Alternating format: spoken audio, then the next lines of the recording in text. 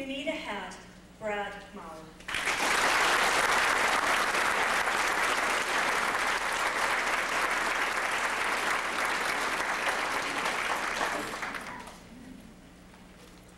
You need a hat. Fellow Toastmasters, most welcome guests and contest officials. Being a confirmed bachelor, I often run into people giving me the phrase, you need a wife, or maybe it comes in the subtle version of, you need a girlfriend. And I have an answer for that, because these people are trying to say it's just about as easy as grabbing a hat and pulling it on. The answer is, you need a hat. You're probably wondering right now, where is the similarities between a hat and having a wife or some sort of mate? Well, let's just say for the purposes of my talk here, hat and wife or hat and girlfriend can be used pretty much interchangeably.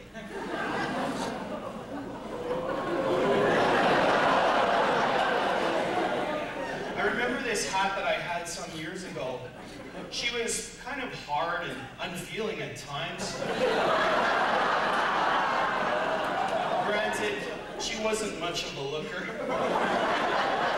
But she was very robust and very strong, and she was very protective.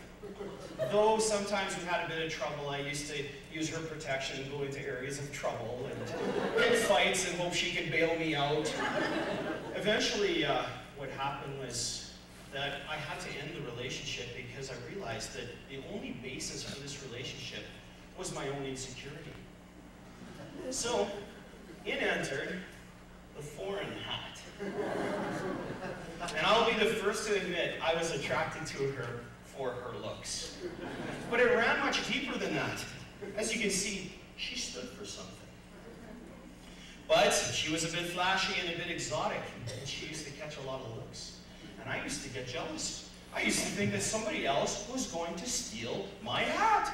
So I'd cling her tight and wouldn't even take her out of the house sometimes because I was afraid somebody would take her.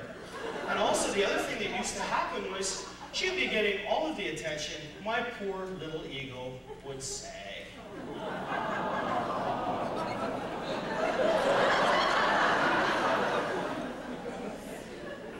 I thought of trying another approach. I thought, what about the mail order hat? I know they used to do this years ago. They'd get a mail order hat, and sometimes it would work, and sometimes it wouldn't. But I found out that actually nowadays, you do it differently. You go online. So here I was, www.hatsrus.com. There I was greeted by an absolute plethora of hats. There were hats of every color, size, and shape imaginable, and even country of origin. But, alas, people told me, you have to be careful. You don't always get what you see in the pictures. They also told me that some of the pictures were airbrushed. I couldn't believe it. So I had to try a different drawing board. I thought, hey, what about that hat from work? We had a lot in common. We shared a lot of adventures together, this hat and I. We had a lot in common. And I'll tell you right now, every blemish on this hat tells a story. Do you think we had enough in common? Well, I'll tell you, we had too much in common. You know how I told you that every blemish had a story? Well, eventually, it was the same old stories over and over again. And one day, I got so upset, and I said, we have to end this relationship. And she said, why? And I said, I fear that I'm going to be so upset that I would rip your beak off.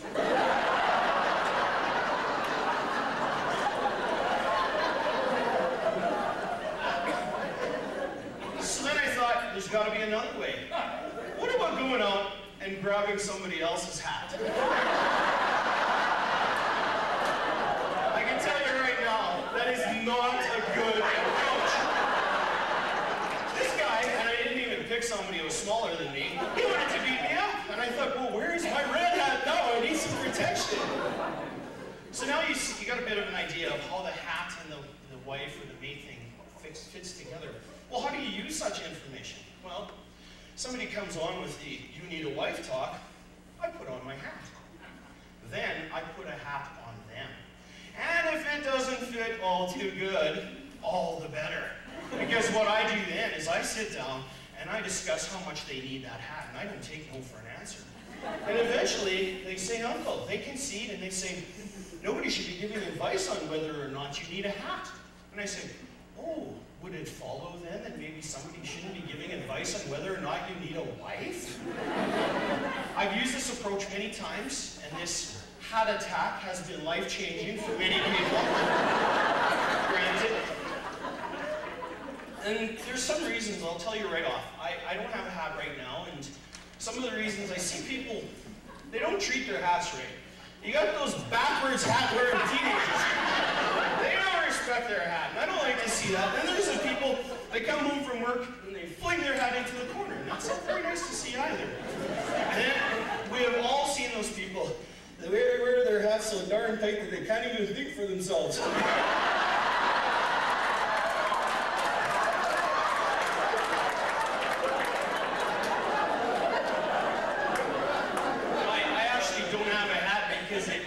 Exposure. So if you see me and I'm not wearing a hat, just give it a little bit of a think. Maybe I don't need a hat. Maybe I don't want a hat. Maybe I'm still looking for the right hat, but guess what? It will always be my decision, not a Toastmaster.